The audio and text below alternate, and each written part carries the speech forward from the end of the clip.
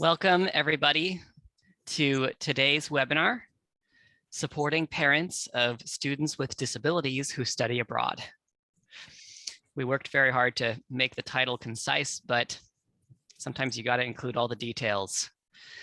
I am a program coordinator with the National Clearinghouse on Disability and Exchange. Very shortly, we consult with individuals with disabilities, parents, and professionals on all things related to studying and volunteering abroad with a disability. We're going to start off. Before we get started, I want to invite my colleague Joey Lenny, who is on the webinar with me, supporting with technology and questions. Joey Lenny is going to share with you some access guidelines and some Zoom tips so that you can have the most meaningful and beneficial webinar experience possible. So take it away, Joey Lenny, and then we'll move on with the rest of our content. Thank you, Justin. Hi, everyone. My name is Joy Lenny Moran. I am sharing a screen with slides right now, and I'm going to read out some access tips for this session. We ask that you keep microphones and cameras off unless moderator invites you to turn them on. This will be a panel, so all panelists will be on for the remainder of the webinar. We ask that you be in a quiet room and or use headphones. You can click the CC button to view captions or use the StreamText link that will be shared in the chat box shortly. If you have a comment to share, feel free to send in the chat box. And we also recommend that you use the hide non-video participants feature so that your screen is not too crowded. This next slide shows two images. One is a before picture where you're not using the hide non-video participants feature, and there's a lot of little squares. Some are black with just names, others have videos on, and it can look very crowded. And the after picture is after you use the feature. You can only see the videos of people that have them on and not be crowded by other screens. So how do you do this? To do hide non-video participants, you can go to any participant who's not showing their video, and at the top right corner, there is a little 3 dots that you can click on, and it'll give you a menu. So start video, rename, hide non-video participants. If you select hide non-video participants, it'll start this feature and will make it a lot easier for you to view the rest of the time. I hope that's helpful, and I will be in the background if you have any questions tech-wise that I may be able to help with. Back to you, Justin. Thanks, Joey Lenny. And I'm going to invite our panelists to come on video. Everyone, if you're not speaking, just please keep your video off, but inviting the panelists to come on video now. This webinar will be recorded, as you might have noticed when you log in, so keep that in mind. The benefit of that is a recording will be made available probably in about a week or so, but keep an eye out for that. In addition to sending out a recording, we will also be emailing you a survey after the webinar, and we hope that you will fill that out as it helps us to improve future offerings. And with that, we're going to start the presentation, and it's largely going to be a question and answer format. We've got some questions here, and we're going to kind of go back and forth with our panelists for probably about 25 to 35 minutes, and we will have questions. We will have time at the end for your questions. And if you have a question, you can chat it into the box, and Joey Lenny will make note of it, and we will get to your question. So thank you, everybody. And with that, let's go ahead and have our panelists introduce their backgrounds. So just introducing who you are and kind of your the unique background that you bring to this webinar. Let's go ahead and start with Irene Scott. Hello, everyone. My name is Irene Scott. I'm happy to be here. A little background with me, I'm a program manager at Texas A&M University in education abroad. In that role, I support colleges and departments in their developments of programs for students. We have students doing all sorts of experiences, so it could be study, research, volunteer, and internship. Pre-pandemic, we typically have roughly over 5,600 students participating in programs going on over 100 different countries. Also in the office, I serve as the unit liaison for our campus disability resources office. And so a lot of that entails just identifying potential barriers in the planning process for students and identifying ways in which we can include like increased access for participants with disabilities. So I just look forward to sharing some resources and lesson learning with you all. Thanks, Irene. And how about you, Lee? Go ahead and introduce yourself. Thanks, Justin. Good afternoon, everybody. I am Lee Fickling. I am the director of the Disability Resource Center at the University of North Carolina at Wilmington. I was formerly the director of the Disability Management System at Duke University and Health System. I have 25 years of executive higher education leadership administration experience. My background is in higher education administration.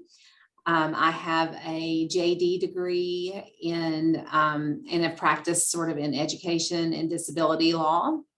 I also, obviously my specialty is in reasonable accommodations for students, faculty, staff, and visitors to colleges and universities. I am an individual with a disability. I'm also the parent to 12-year-old twins. My daughter has type 1 diabetes and my son has autism, ADHD, and central auditory processing disorder. So I speak to you as a parent of kids with disabilities and as an individual with a disability. And we work with a lot of students who are going to be going abroad, studying away and studying abroad. Looking forward to being with you all this afternoon. Thanks again, Justin. Back to you. Thank you. Yeah. I forgot to mention, I also am blind, visually impaired. I'm not a parent though. I think Irene, I think you have a disability too. Yes, so it is. So yeah, the vision and also hard of hearing. So yeah. Yeah, so we've got a good mix here. And Sarah, go ahead and introduce yourself.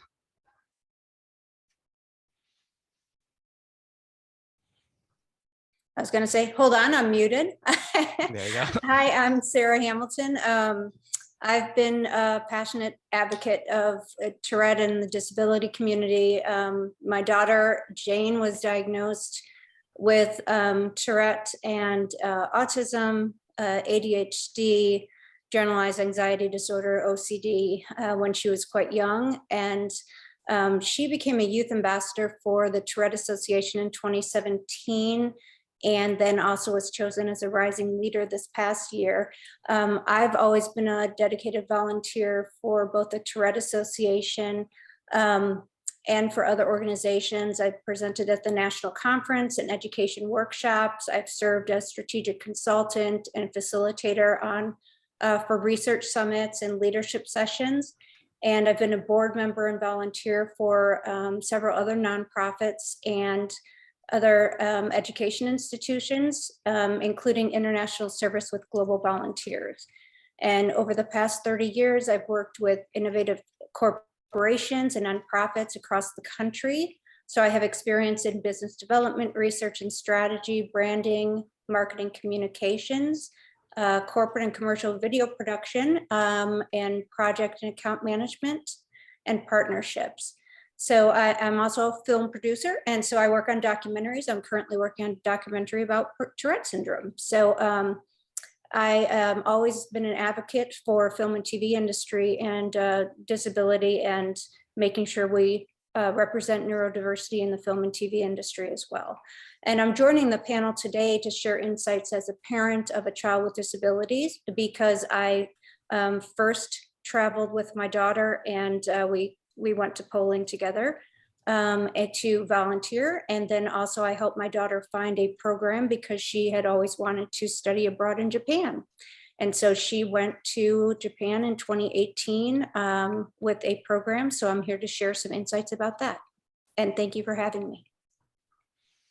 Thank you, Sarah. And why don't we just take this question right to you. The first question we're going to discuss, what are the top concerns of parents of individuals with disabilities studying abroad? And I mean, you and your daughter studied abroad once without you, and then you and her both went abroad on a volunteer program. So maybe you could share what were your concerns as a parent in those situations? We've been fortunate enough that our family has been able to travel to different countries as well as just around the United States since my daughter was young. So we do try to help her understand different experiences and how to travel, which I feel that is the first step in this process, is just having, as a parent, just trying to get your child, because so many times children with disabilities, especially with Tourette and with any kind of anxiety disorder, and Asperger's and autism, have a very difficult time with transitions and with change. And when it comes to travel, it's all about transition and change. And so many things are unexpected. So as a parent, it's important to just try to anticipate as much as possible every single thing that you could come across, as much as you possibly can, because obviously you can never, I mean, there's always going to be something that's going to happen. But working with your child on, how to be flexible and talking through situations and truly trying to help them adapt, and traveling with them first to see how they adapt, and being there as a support system is always helpful. That's why we chose to do that the summer before my daughter studied in Japan. I went along with her. We did it together, a volunteer trip together, because I thought at least I could see how she adapted to the different, to being overseas and to the environment. And I would be there, as a buffer, and just be there to support her if she needed to. And that helped me to see what future challenges she might have on her own. That makes a lot of sense. Lee Fickling, what do you think are parents' top concerns from your experiences?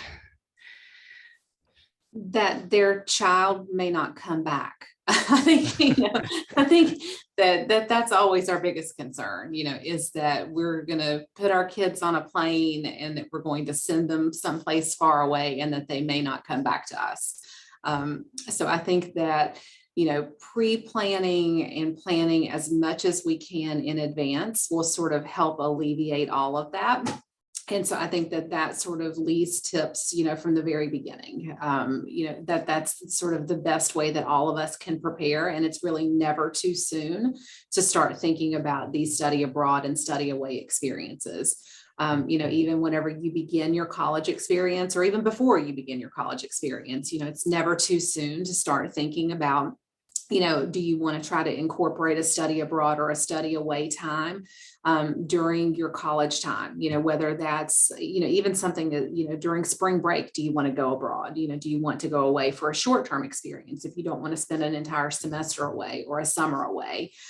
Start to think about, how you might want to incorporate one of these experiences. And I think one of the best things that I want to say is we should never let a disability stop us from studying away. That should never be a reason why we say no to one of these experiences. But I think that one of the things that as parents we want to do is try to become as prepared as possible for these experiences. So, when I'm working with parents and when I'm working with students to be able to begin this process, some of the things that I like to think about from the beginning, especially if you're thinking about students that have chronic health impairments, beginning to think about things like pharmacy issues, doctors issues, medical supply issues. Where are you going to find those things whenever you're abroad? Thinking about your insurance, how will that translate once you're over there? Because I think that, in the world of accommodations in our college environments, there are different things that we accommodate you for. Those accommodations might be classroom accommodations. There might be housing accommodations.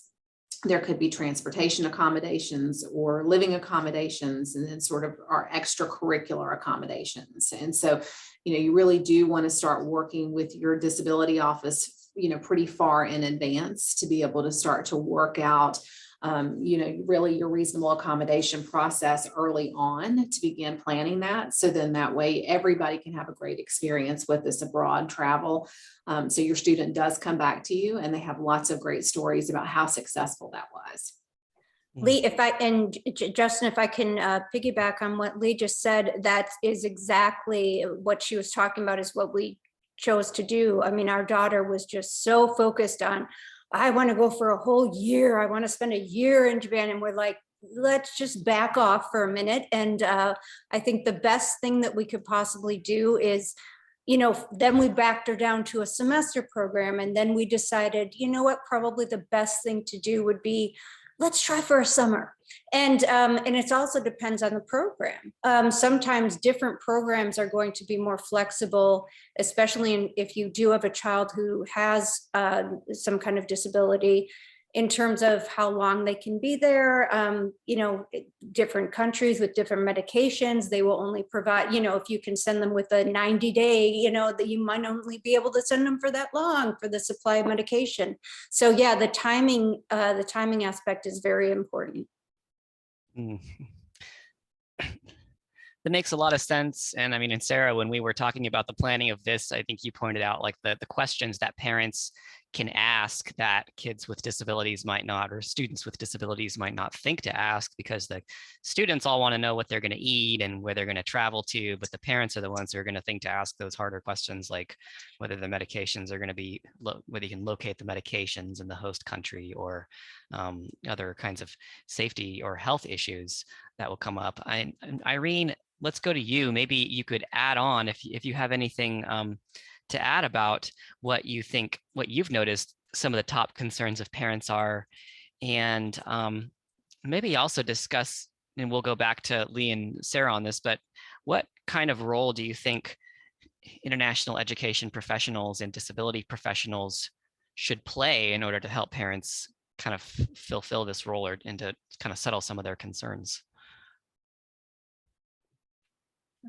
Yeah, Sarah and Lee, they had touched on a lot of good points from like observation of what are key concerns with parents. From my experience, it's pretty much the students' overall well-being. So we want everyone to be safe, we want everyone to have a rewarding experience, meet all those different goals that they had in mind when they were researching the trip. And so a lot of the concerns that we, from a education abroad office, is we try to make sure we provide upfront realistic expectations of what services and support is available based on the program structure.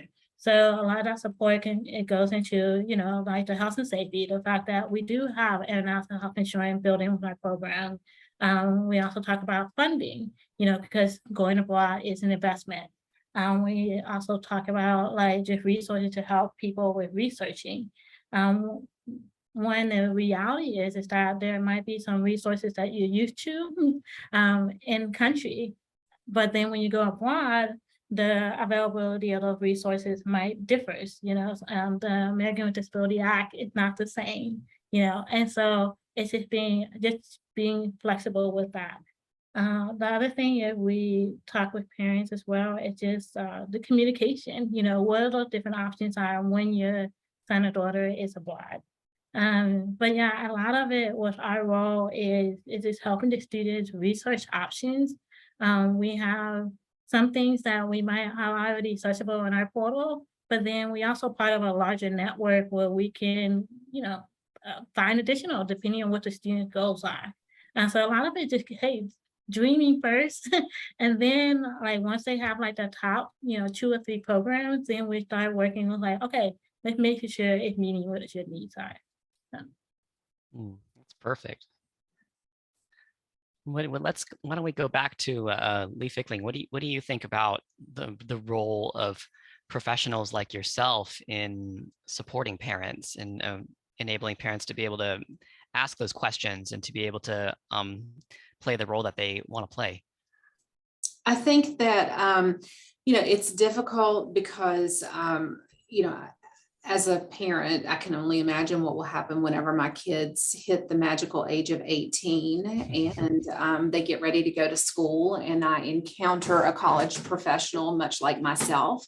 And I learned that now my kids are 18 and the institution now has a duty to work directly with my child and not necessarily directly with me as the parent. So I think that, colleges and universities need to work directly with your student. And that's what we want to do, is that we want to encourage them to become self-advocates. We want to encourage them to become young adults that are fully functioning and to be able to speak up for themselves, to be able to craft their future, to be able to stretch their wings and to go out and, to sort of chart their own path going forward. But I think when you have a student with a disability that has needs, that will take those needs with them into these study abroad experiences, I think that they still need the parents sometimes to be able to help them through those conversations. And so I think that whenever we can have a partnership between the study abroad office, the education abroad office, the disability office, and the students sort of doing that as a collaborative partnership, I think that that's very helpful. And so I think that during that planning process before the abroad experience happens, sort of to have a team meeting together, that is very helpful to sort of be able to set expectations, like Irene said, because I think that there is a dreaming point for the student, that no one wants to crush a student's dreams. But I think that the reality is, depending upon, where the abroad experience is, if you have a student that's a wheelchair user and you're going to a town or a city where everything is made of cobblestone streets, and the student, I'm sitting talking to you today in my manual wheelchair, and I'm going to a place where there are only cobblestone streets, that could be a problem. Now, behind me, that is Susie, the scooter. That is my power chair. And Susie is fast and Susie can be plugged in. So, my alternative method of transportation may be that I'm just going to hop in Susie for my study abroad experience, and Susie's going to get me over those cobblestone streets. So that may be a conversation that we have to have during our team meeting about what is this abroad experience going to look like for me.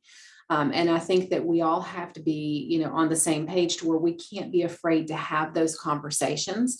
We can't be afraid that, someone's going to maybe, sue us because maybe we say the wrong thing, because we want to make sure that we're doing the right thing. And like Irene said, that, sometimes these are health and safety issues that we have to make sure that, we set realistic expectations for everyone before we start these abroad experiences and before we put a student sort of in a dangerous situation in a place that they really don't know anything about, and maybe in a situation to where they don't have the protections or sort of the coverage or the conveniences that they may have here where the ADA applies. Ooh. Those are all really great points. Sarah, what do you think of all this, and how do you think, as your experience working from the parent side, how do you think professionals should work more with parents, or maybe any thoughts about generally what things worked for you when, as a parent, kind of some of the things that professionals did well when they were working with you? I mean, what the most important thing is communication, and just keeping those lines of communication open. I feel as a parent, being as transparent as possible with and having just honest conversations is something that is really, really important. And that comes from both sides. It's coming from, or I should say from all sides, because it needs to be a three-way conversation with the student themselves, really saying what they want to get out of the experience, and really, doing some self-reflection to figure out what are their true challenges, what are they, not just what are they looking forward to and what are they excited about, but what are they nervous about? What are their biggest challenges? And then as a parent, what are we most nervous about, what are the things that are really on top of mind for us, and then the program allowing them to say the same things, and finding out where we have, where there might be any kind of points that we are not in line, and trying to figure out how to manage that. And I think that was really important, even in terms of just providing some information. Even the initial information that programs can provide is so important online, providing testimonials, allowing us as parents to be able to see what other experiences, what other, kids, students, what their experiences were, being able to have some kind of testimonials from other parents that say, yes, these guys are legitimate, or, that's the kind of thing too that helps to put parents at ease, is knowing the experience of the program, the longevity of the program, and the support on the ground. Because that was one of the other things, is just knowing that, yeah, they can have all the support that that is necessary here in the United States. But when your child is overseas, what do they have there? And for me, and Justin, this because we've talked about it before, but when my daughter was in Japan, it just happened to be the time that, it hadn't happened in decades, but there was a typhoon when she was there. And she ended up having to go to the shelter with her host family, and she ended up having to come home early.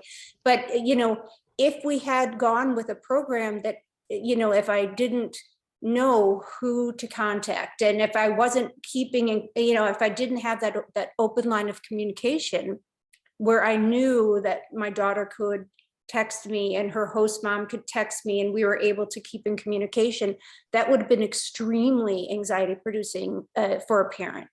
So I think, just being able to know what is expected and what you can, and what you're expected to do, and kind of what the program can offer to everybody is important. That's great. And I heard Lee kind of say something about how colleges see students as adults, and there's an expectation that the student be kind of taking more responsibility. And I think, Sarah, I heard you say something about how you identify your role as a parent as preparing your daughter to be able to face adulthood. And while I know you were talking a while back about kind of a step-up approach for helping your child build confidence. And so I wonder if you could share how parents can build their children's confidence around international travel so that they can take more of that responsibility of adults. Sure. And again, I think so. My daughter currently is 19, and she's going into her junior year of college. So, and she definitely wants to study abroad and wants to go in college. And now I do feel comfortable as a parent to be like, great, go and, check stuff out on your own. And now how to, you have the experience, and the questions to ask. And of course, I'm going to get involved and, figure out, especially once she kind of puts things in place. But it is, as a college student, both Irene and Lee are correct. This is much more of the impetus is on the student themselves. As younger children, it's important that the parent is much more involved. And we were traveling with our daughter even as young as 6 months old, which was not great for the people on the plane around us. No, I'm just they weren't too happy, but they were thrilled afterwards because they found out she was pretty chill. But as much as you can, especially with kids who are neurodiverse and who have trouble with transitions and with changes and things, as much as you can try to help them adapt to different situations, and not throw them into the fire, but actually walk them through things and show them how things can be actually fun or pleasant, or how to manage different situations and different experiences, I think that's important.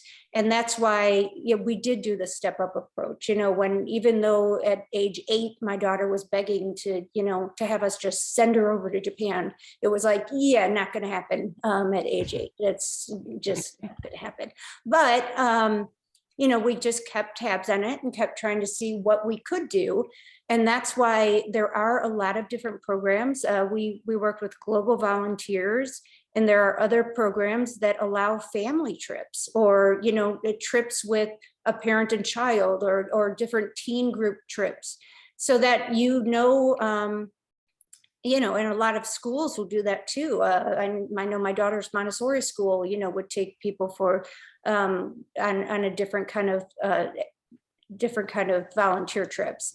And those kind of experiences are really good because there is the support network, and they don't feel so isolated or alone, or, there's that kind of support that they need as they're younger. So if you're able to build up and have those experiences before they are just sent off on their own, it's good for a parent because you're able to see how they adapt and how they deal with different things. And it's also just builds confidence for the student themselves. And having that confidence is what's going to help, them navigate. I mean, I was astounded when I found out my daughter was navigating around Tokyo, the entire bus system, by herself individually, and this is a girl with, it really was incredible when we found stuff out. So if you give them the right tools and, help them get there, then you have to also be able to let it go and trust that they know what they're doing. The parent has to be able to let it go. Yes, exactly. Your daughter, I mean, when she was doing that, she was a minor. And I think it sounds like what you were saying now is the next time maybe that she studies abroad, you're probably not really going to be as involved, maybe. Exactly. She was only 16 when she went to Japan. So it was a much bigger deal. But yeah, now she has a studio apartment in college. So, I mean, we know that she can take care of herself, every year it just gets, easier and easier as a parent to be able to see how she manages different things. I mean, maybe not so great about keeping on top of bills for the apartment, but we're getting there.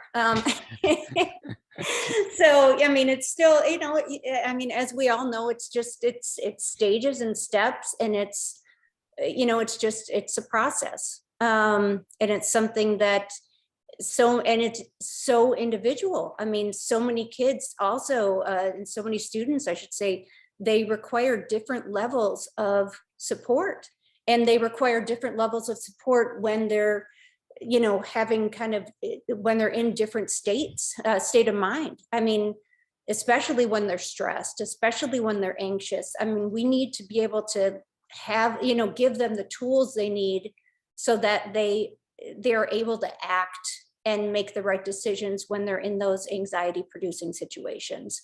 So I think that that's an important consideration too. That's perfect. So we're about 35 minutes after. So I just want to let the audience know that we're going to open it up to your questions. And Joey, Lenny, do you see any questions in the chat right now? This is Joey Lenny. No, Justin, no questions yet. All right. Well, if anybody has any questions, feel free to send them to the chat, and Joey Lenny will voice out your questions. And so we were just talking about working with the difference in working with minors versus working with students that are older. I mean, Lee, what do you think changes what do you think is the difference between working with individuals who are adults versus minors? Well, I think, in colleges and universities, we're dealing with FERPA, which is the regulation that we have to abide by. And so, when a student turns the age of 18, that is the regulation that requires us to work directly with the student. And so sort of that is the guiding principle that says, even if the parent pays the money, even if the parent is the one that is the holder of the checkbook, and even if they are the one that is the holder of the insurance card that, supplies the prescriptions and the Band-Aids and all of the things needed, to keep the disability, intact. Because of FERPA, it is our responsibility to work directly with the student. And so, there are certainly ways for us to be able to still communicate with the parent with the permission of the student. But that is something that, where we have to sort of walk the line with FERPA to be able to protect the student's privacy. So again, I think that that's sort of a guiding principle growing up in higher education and sort of adulting 101. And so while Sarah was talking sort of about the experiences that her daughter had as a 16-year-old sort of going abroad, I was in a meeting this morning, we were talking about sort of the success of students coming to college. And when I think about, how do we help students with disabilities be successful at studying abroad? And how do we retain students in higher education? I was thinking about our session this afternoon, and one of the things that we were talking about a series that we were going to have would be like Adulting 101. And I think it would be great if we could create like an Adulting 101 for students with disabilities who are going abroad. Again, to sort of craft together tips for success for students, knowing that we're working directly with the student. So, how will you do your laundry when you are abroad? How will you pay your bills when you're abroad? How will you find the CVS or the drugstore if you need a Band-Aid and you don't have your medical supplies drop shipped to you from Edge Park or wherever it is that you're having things shipped into you? How do you know when, it's going to be a rainstorm and you don't have your mom screaming at you, did you put your parka in your backpack today? Sort of how do you survive as a college student with a disability, not only away from your house in your college environment, but now you've taken that even a step further in an abroad environment. And so I think that might be a great sort of experiment to be able to sort of create sort of tips for success in sort of this Adulting 101. For students with disabilities. And so that's something that I'm going to try to work on here on our campus to try to be able to make it a fun way to be able to help students with disabilities know, again, don't let a disability stop you from these experiences, and coming up with sort of general ideas about things that they need to know as you get ready to sort of go abroad. And abroad even could be, I'm going to DC for the weekend with my friends. It doesn't necessarily mean I'm going to Japan, but sort of I'm going out of sort of this environment that I have now become accustomed to. What do I need to be successful sort of out of this environment to make me feel like I can go out and do different things and not be bound by, what I'm now being accustomed to. Yeah, Lee, it sounds like kind of what you're saying is because of the law, FERPA, you can't divulge information about students directly to parents. So a lot of the strategy is giving students and parents, giving students information on how to be adults abroad, because of course you guys are mostly working with adults. So that's one difference. And in college, that's how it is. And then also giving general information on, say, like on your website or in a guide or something, giving general information that parents would be able to access so that they can have contact information if there is an emergency, but so that they can generally know how things are done with your program. Right. Yeah, I think two parts. I think you want to make sure that you give appropriate information to the parents about, here's the programmatic information that you need, that parents want, and need, but then give sort of the adulting cool information that the students need about how am I going to be able to survive in a way that is student friendly, to where they're not going to take a handout and throw it into the trash can, as soon as they walk past us. I think one of the challenges that we have in disability offices, as you can imagine, Justin, As we're planning for the fall semester, and they said, we're having resource fairs and we're having all of these amazing things to welcome people back. We're not always the most fun booth for someone to come over and check out, the disability booth. And so I think trying to find catchy ways to be able to give students the materials that they need. So whether that's Adulting 101 when you're studying abroad, or, giving them fidgets or little poppets. Those poppet things now are the cool things that people want. So that's what we have for keychains this year for our giveaways.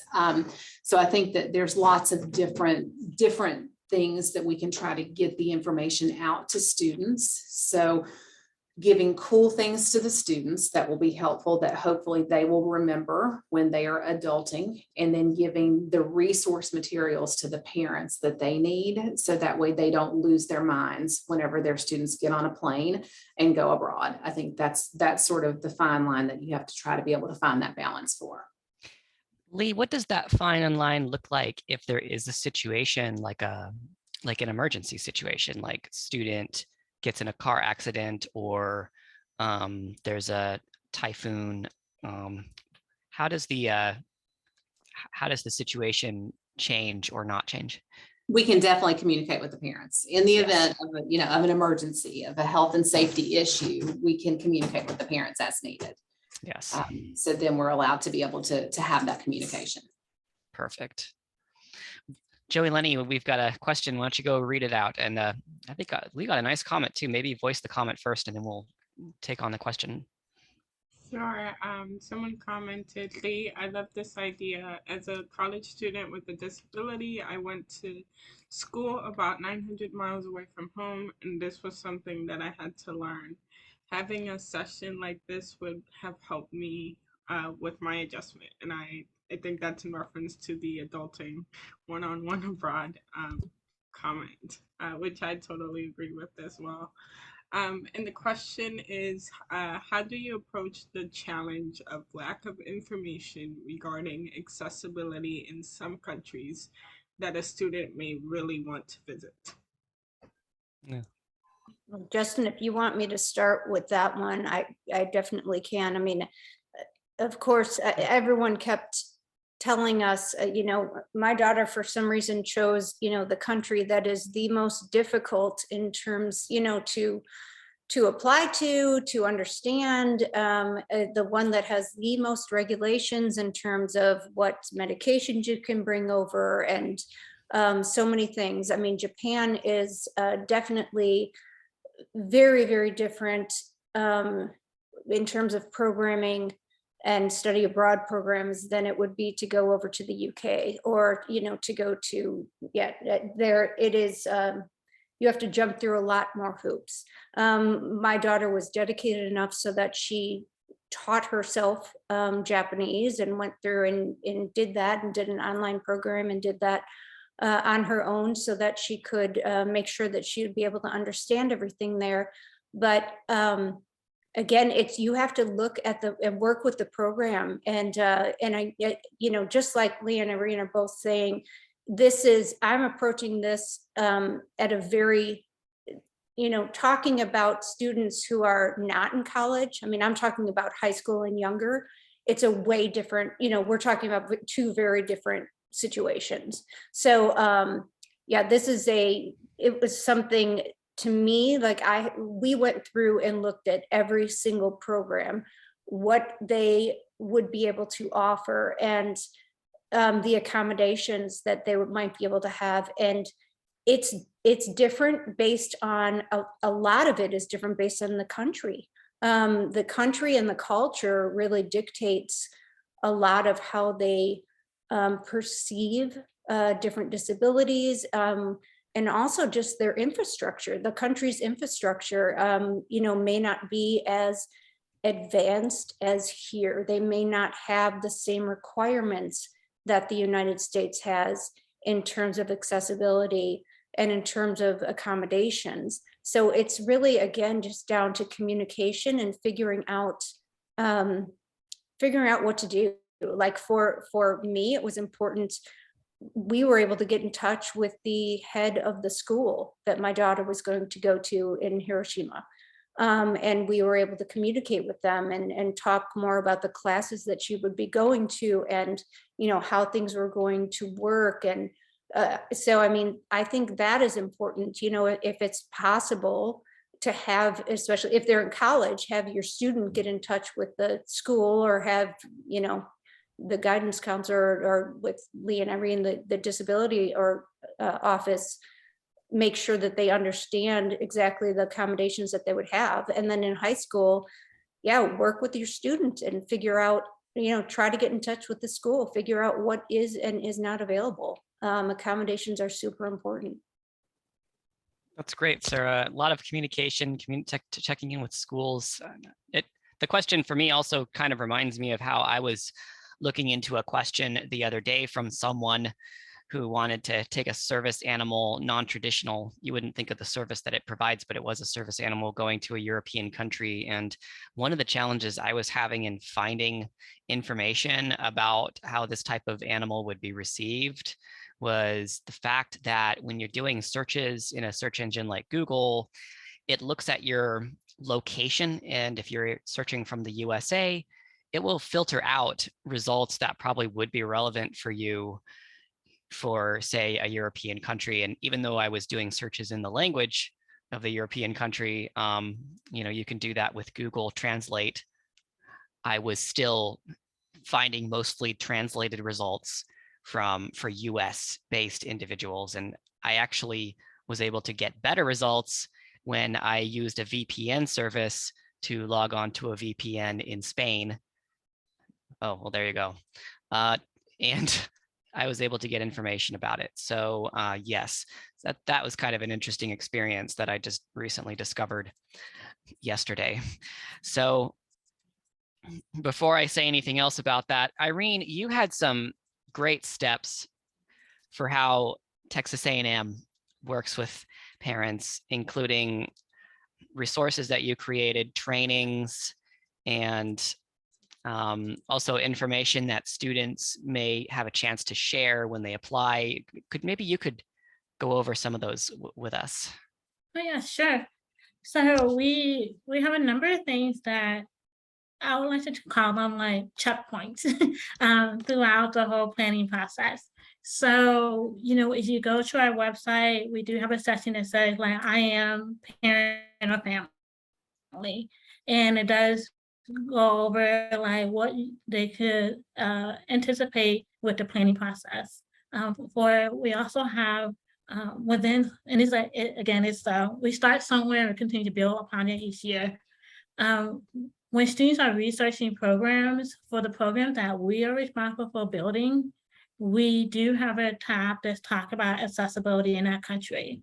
We don't know all the answers, but what we do is when we're working with like the colleges and department, when they're building their program, we try to get much information about, okay, what is, you know, who's a good point of contact if we have questions, and then at least to give us some starting point when students express interest in that. And we do a lot of collaborating with our campus disability resources as well. And just saying like, okay, you know, these are the parameters of what the student's needing. What are some things where we might can do differently, but still meet the need, you know, still within the parameters of reasonable accommodations. Yeah. So those are two examples from like our website. And then when students apply, we talk about FIPA. And so there is something embedded where we do ask them for permission, you know, to say, okay, within certain situation, can we talk to your family? Or we can talk to like certain points of contact. We do require students to share at least 2 points of contact so that that's their opportunity to put whoever is the key people from their family. And then, so that's built in with the application. Also, when we advise students, we do have a very detailed intake form. And for those who take time to apply or fill that out, we are assessing like what are the student goals, what are their needs, but we also have 2 questions on there that talked about accommodation or sort of at least open up the dialogue, you know, to give them opportunity to do early disclosure. And so, one of the questions is about, hey, what is the support systems you're used to using on campus for your studies that you also want to make sure you have available abroad? Sometimes people say, okay, I rely on this or that. And then we talk about those options. We also encourage you to share about whatever concerns. So we're assessing all the same, I guess, concerns. The top one from a student view is usually, academic or funding. Hey, can I stay on top of graduation? But then, sometimes we have to be very intentional to say, okay, you know what? Yes, you are going on this trip, but what are some other needs that might need have more advanced planning? And then we also do some events. And these are all part of the typical year where, when we have new students coming in on campus. And so we have our one-on-one sessions about abroad, so we're talking to both the family and the student. We also actually went with our fair. We do have our campus disability resources there. And, so it's just trying to, just a lot of intentionality for that.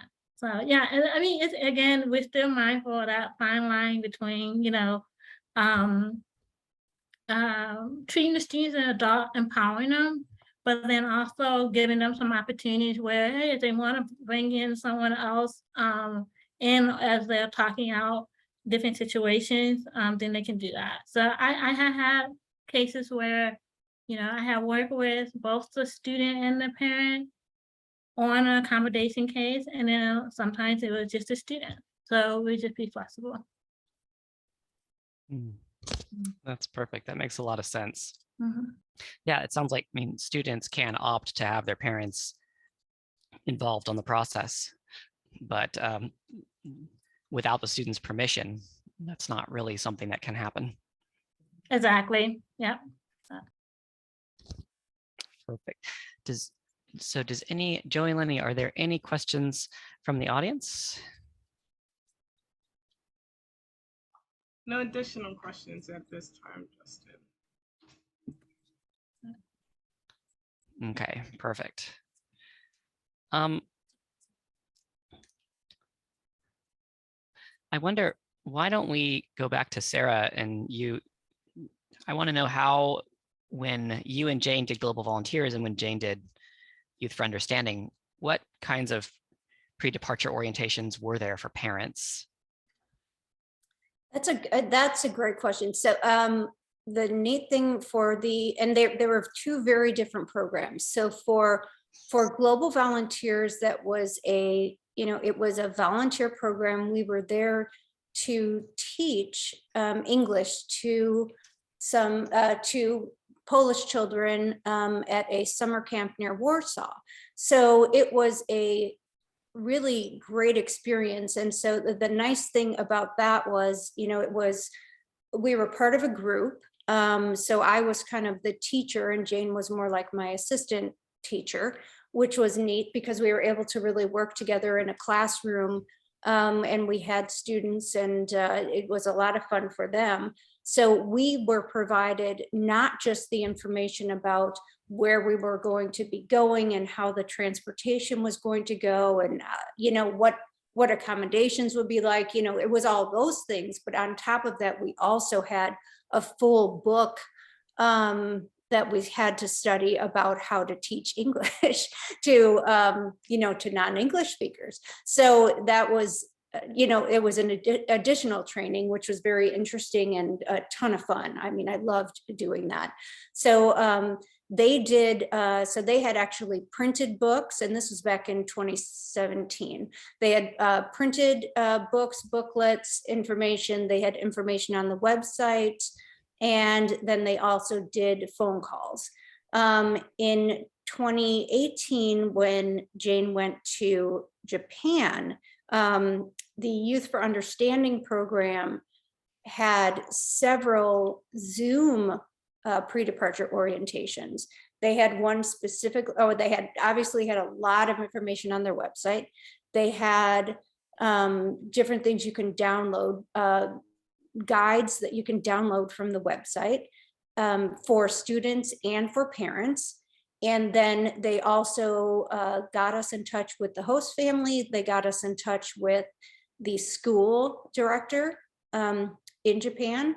And then they had Zoom sessions for parents where we could ask questions and talk more about things. They had Zoom sessions just for the students so that they could also get to know, what's going on and ask their own questions outside.